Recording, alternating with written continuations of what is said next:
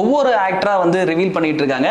படத்துல மொத்தம் எத்தனை காஸ்டியூம்ஸ் க்ரூ உள்ள இருக்காங்கன்னா இப்ப ஏதோ அதுல இன்னும் ஒருத்தர் இருக்கிறதா சொல்றாங்க. ஓகே, விஜய் ரசிகர்கள்னா யார் அப்படிங்கிறது இந்த மாநாட்டில் காட்ட வேண்டிய நிர்பந்தம் விஜய்க்கு இருக்கு. தலைமை பண்புள்ளவர்களை தன் பக்கத்தில் விஜய் வச்சிருக்காராங்கிறது இன்னொரு கேள்வியா இருக்கு. ஸோ இது விஜய் அவர்கள் பாக்குறாரா? ஏன்னா அவர் பேசுற எல்லா விஷயங்களுமே வந்து ஒரு ட்ரோல் மெட்டீரியலா மாறுது இல்லையா? ஒரு நாம் தமிழர் கட்சியில் இருக்கிற ஒரு சாதாரண தொண்டன்ட்டைய நீங்க பேச சொல்லுங்க புஷியானந்தன். இங்க உங்களுக்கு அந்த இது இருக்கான்னா இல்ல. ரொம்ப ரொம்ப ஒரு கோமாளித்தனமா கடைசி காலங்களில் அவர் பண்ண படங்கள்லாம் அவ்வளவு கேவலமான படம். கடைசியா காளியம்மாள் உட்பட நீங்க பாத்தீங்கன்னா அவங்க பேசினாங்கன்னா நீங்க 3/4 மணி நேரம் 1 மணி நேரம் நின்று கேட்கலாம். அறிவுபூர்வமா பேசுவாங்க. புஷியானந்தை வச்சுட்டு உங்களால அதை உருவாக்கவே முடியாது.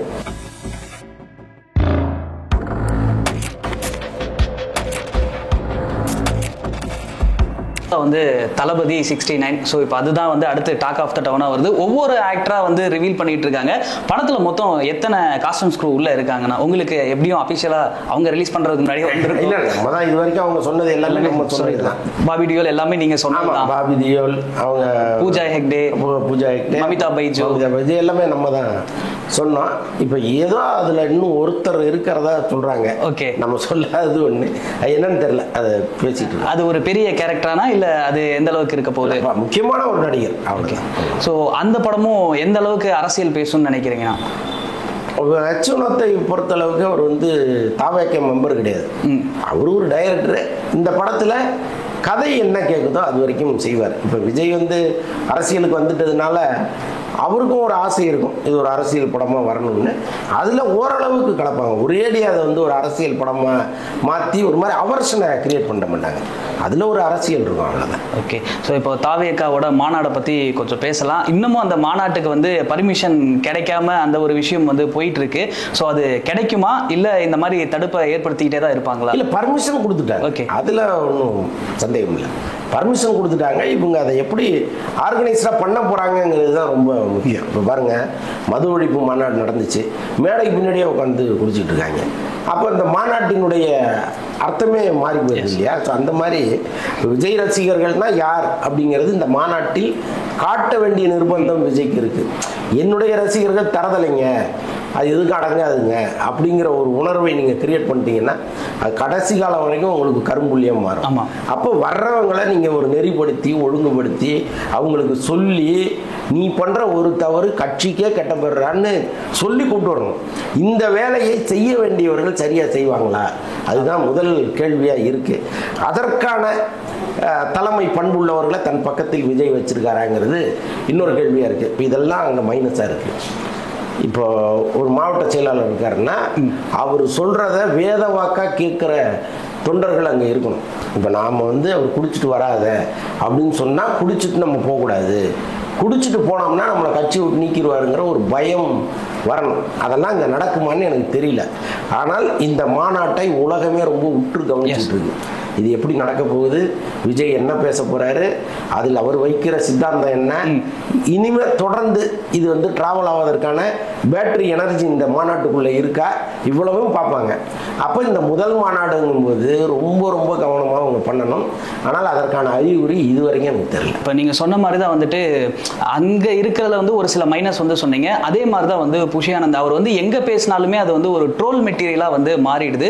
ஸோ இது விஜய் அவர்கள் பார்க்குறாரா? ஏன்னா அவர் பேசுற எல்லா விஷயங்களுமே வந்து ஒரு ட்ரோல் மெட்டீரியலா மாறுது இல்லையா? ஸோ இவர் எவ்வளவு ஒரு பவர்ஃபுல்லா இருந்தாலும் அவங்க கூட பேசுறது எல்லாமே இந்த மாதிரி மாறும்போது அது இவருக்கும் போய் மைனஸா தானே முடியும். முதல்ல விஜய்க்கு தாங்க அது பெரிய மைனஸ். இப்போ புஷியானந்த் வந்து விஜய் மீது உயிரே வச்சிருக்கலாம். விஜய் சொன்னா செத்து கூட போகலாம். தலைவா நீங்க சொன்னா நான் செத்துறேன்னு அதுக்கு அவர் தயாரா இருக்கலாம். அந்த அன்புங்கிறது வேற. ஆனால் இவ்வளவு பெரிய கூட்டத்தை கட்டி மேய்க்கிற அளவுக்கு ஒரு திறமை அவர்கிட்ட இருக்கான்னா இல்லை. நான் என்ன சொல்றேன், ஒரு நாம் தமிழர் கட்சியில் இருக்கிற ஒரு சாதாரண தொண்டன்ட்டைய நீங்க பேச சொல்லுங்க புஷியானந்தன். ஒண்ணுமே பண்ண முடியாது. அவன் அறிவுபூர்வமா சித்தாந்த பூர்வமா பேசுவான். இங்க உங்களுக்கு அந்த இது இருக்கான்னா இல்ல.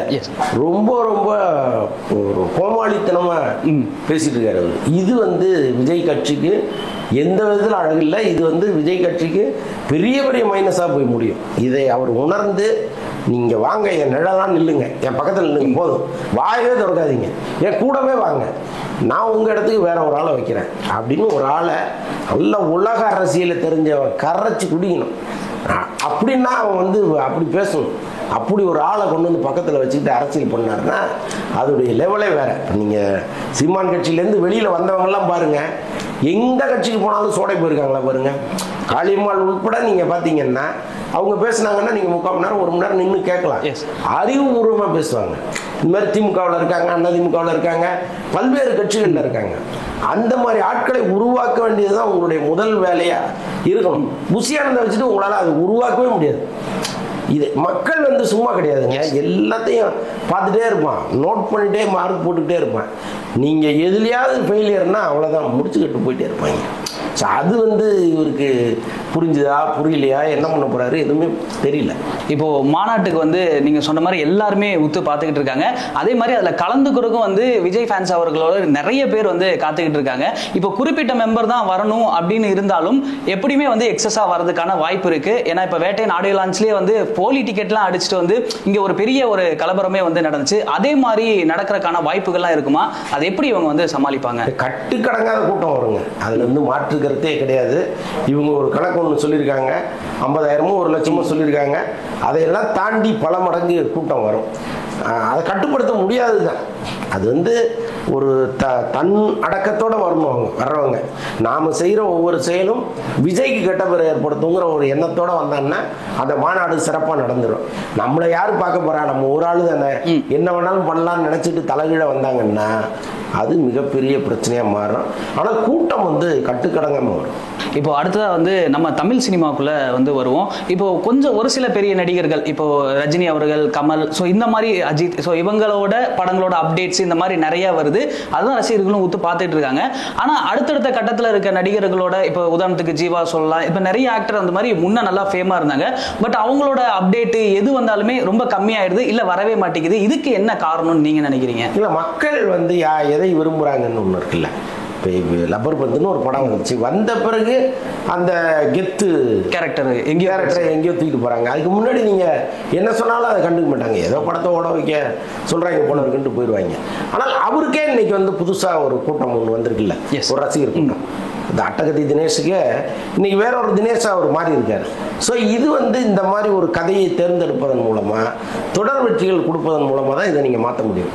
ஆனால் இங்கே இருக்கிற பல நடிகர்கள் சம்பளம் கரெக்டாக வருதா, ஒரு 30 நாள் டேட்டு கொடுத்தோமா, அது போதுங்கிற இடத்துல தான் இருக்காங்க. இப்போ ஜீவாலாம் நீங்கள் கடைசி காலங்களில் அவர் பண்ண படங்கள்லாம் அவ்வளோ கேவலமான படங்கள், கடைசியாக வந்த படங்கள். அப்போ நீங்கள் கதையில் ஒரு அக்கறை வைக்காமல் நமக்கு இவ்வளோ சம்பளம் வந்தால் போதும்னு நினைக்கும் போது உங்களுக்கான வீழ்ச்சி ஆரம்பமாகுது. அப்படி தான் இன்றைக்கி பல பேர் இருக்காங்க. சரியான படங்களை கொடுக்கும்பொழுது நிச்சயமாக அவங்களுக்கான ஆடியன்ஸ் எங்கே இருந்தாலும் வந்துடுவாங்க. ஒன்றும் இல்லை, பிரதீப் ரங்கநாதன் ஒரே படம் தான் லவ் டுடேன்னு, அவர் ஸ்டேஜில் ஏறுனா 3/4 மணி நேரம் விசில் அடிச்சுட்டே இருக்கான். அப்போ இந்த கூட்டம் எங்கேருந்து வந்துச்சு இல்லையா? உங்களுக்கு ஒரு ரஜினிக்கோ ஒரு அஜித்துக்கோ விஜய்க்கோ கைத்தட்டுற அளவுக்கு ஏன் பிரதீப் ரங்கநாதனுக்கு கைத்தட்டுறான்? அப்போ நீங்கள் சரியான ஒரு படத்தை கொண்டு மக்கள்கிட்ட கொடுக்கணும்.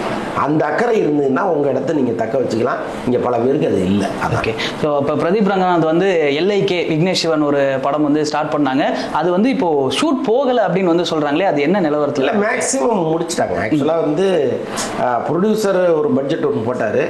அந்த பட்ஜெட்டை தாண்டி அந்த படம் போகும்பொழுது அவர் பணம் கொடுக்கறத நிறுத்திட்டார். ஓகே, இவ்வளோதான் நம்ம பேசுனதை நான் கொடுத்துட்டேன், இதுக்கப்புறம் முடிச்சா முடிக்காட்டி போட்டுட்டார். இப்போ விக்னேஷ் சிவனே பணத்தை போட்டு அந்த படத்தை எடுத்துட்டு இருக்காரு. அதனால அது சிறப்பாக போயிட்டு இருக்கு. இப்போ ரிலீஸ்க்கு வந்து ஆகும்போது கண்டிப்பாக இதில் எதுவும் ப்ராப்ளம் ஏற்படாது. ஏன்னா இவரும் பாதி காசு போகிறதுனால வந்து ஸோ பிஸ்னஸ் ஆகும்போது இல்லை, அதுக்கான பர்சன்டேஜ் பேசிப்பாங்க. இன்னொன்று வந்து ஃபர்ஸ்ட் காப்பியில் பேசியிருப்பாரு, உங்களுக்கு அதுக்கப்புறம் பண்ணுறது நீ உன் செலவு பண்ணு சொல்கிறது தானே இயல்பு. Yes. So RJ Balaji Suriya வச்சு இயக்க போகிறாரு அப்படின்னு வந்து நம்ம கேட்டிருந்தோம். அது என்ன மாதிரி ஒரு படமாக வந்து வரப்போகுதுன்னா? அது நிஜமாவே ஆர்ஜே பாலாஜி கிடைத்த ஒரு மிகப்பெரிய அவர் திறமைக்கு கிடைத்த மரியாதை தான். ஏன்னா சூர்யாலாம் அப்படி டக்குன்னு ஒருத்தர் படத்தில் நடிச்ச மாட்டார், ரொம்ப கதை கேட்பார். அவரை ஃபாலோ பண்ண பல பேர் இன்னமும் ஃபாலோ பண்ணிகிட்டே இருக்காங்க, 10 வருஷமாக எனக்கு தெரிஞ்சு. ஸோ அப்படி இருக்கும்போது திடீர்னு ஒரு ஆர்ஜே பாலாஜி அவர் நம்புறாருன்னா அவர் சொன்ன கதை அப்படி இருக்குன்னு நம்ம எடுத்துக்கணும். அதனால நிஜமா ஆர்ஜே பாலாஜியும் இன்னைக்கு கமர்ஷியலாக ஒரு படத்தை எப்படி எடுக்கணும் எப்படி கொடுக்கணுங்கிற ஒரு வித்தை தெரிஞ்சவராக இருக்காரு. ஆனால் நிச்சயமா அது வந்து ஒரு நல்ல படமா வரும். இதுல இன்னொரு டவுட் இருக்கு. ஆர்ஜே பாலாஜி ஒரு இன்டர்வியூல சொல்லியிருந்தாரு, நான் தளபதி விஜய்க்கும் வந்து ஒரு கதை சொல்லியிருந்தேன், அவர் பண்ணலாம் அப்படின்னு சொல்லியிருந்தாரு. ஆனா அந்த சமயத்துல நான் ரெடி இல்லை அப்படின்னு வந்து நானே சொல்லிட்டு வந்தேன். இப்போ சின்ன டவுட் என்னன்னா, இந்த கதையை தான் சூர்யாவுக்கு சொல்லியிருப்பாரா? அதே கதை தான். ஓகேண்ணா. ஸோ இதுக்கு வந்து சூர்யா வந்து கேட்டுட்டு இது விஜய்க்கு சொன்ன கதை அப்படின்ற ஒரு தயக்கம்லாம் அது இருந்திருக்காதா? அப்படி ஒன்றும் கிடையாது. என்ன இப்போ விஜய்க்கு இருக்கிற மாசுல ஒரு பாதி மாசு இன்னைக்கு சூர்யாவுக்கு இருக்குல்ல, அப்போ கதை ஆட்டோமேட்டிக்காக பொருந்தும், அதில் ஒன்றும் சிக்கல் இல்லை. இப்போ ஆர்ஜே பாலாஜி ஒரு பெரிய டைரக்டர் அங்கிட்டு போயிட்டாரு. ஆர்ஜே பாலாஜி பண்ணி வச்சிருந்த மூக்குத்தி அம்மன் 2 இப்போ சுந்தர் சி வந்து டேக் ஓவர் பண்ணிட்டாரு. ஸோ அந்த படம் எப்படி வரும்? சுந்தர் சி பொறுத்த அளவுக்கு மினிமம் கேரண்டிங்க. அவரால் ஒரே அடியா தெருவுக்கு வந்தவங்களும் கிடையாது.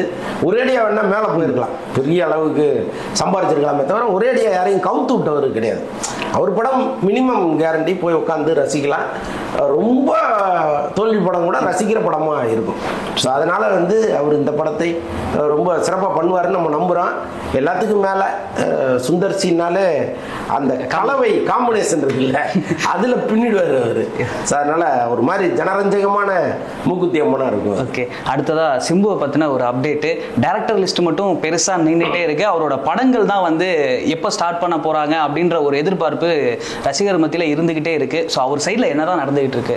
அந்த தேசிங் பெரியசாமி படம் ராஜ்கமல்லேருந்து வெளியில் வந்துட்டார். இப்போ அந்த படத்தை துபாயை சேர்ந்த கண்ணன் ரவிங்கிறவர் தான் தயாரிக்க போகிறாரு. 100 கோடினாங்க, 150 கோடினாங்க, இப்போ ஒரு 200 கோடியில் தயாரிக்கிற அளவுக்கு ஒரு முன் வேலைகள் நடந்துகிட்டு இருக்கு. அது வந்து அநேகமாக அவருடைய 50வது படமாக இருக்கும் சிம்புக்கு. ஆக்சுவலாக அவருக்கு என்னென்னா, இந்த 50வது படத்தை அவரே இயக்கணுங்கிற ஒரு எண்ணம் ஒன்று அவருக்கு இருந்துச்சு. பட் இந்த முறை வந்து அதை கொஞ்சம் தள்ளி வைக்கிறாரு. அவர் தேசிங் பெரியசாமி தான் அதை பண்ண போகிறாரு. நடுவில் வந்து இந்த அஸ்வத் மாரிமுத்துன்னு அவருடைய படம் ஒன்று பண்ணுறாரு. ஸோ லைன் அப் கரெக்டாக இருக்குது. இப்போ தான் அவர் வந்து அந்த கரெக்டாக அதை நோக்கி போயிட்டுருக்காரு. தக்லை இப்போ அவருக்கு ஒரு பெரிய பேர் கொடுக்கும். சூப்பர்ண்ணா. ஸோ இவ்வளோ நேரம் வந்து கேட்ட எல்லா கேள்விகளுக்கும் வந்து ரொம்ப சிறப்பாக பதில் சொன்னீங்க. ஸோ இன்னொரு நேர்காணலில் வந்து சந்திருப்போம். நன்றி. நன்றி.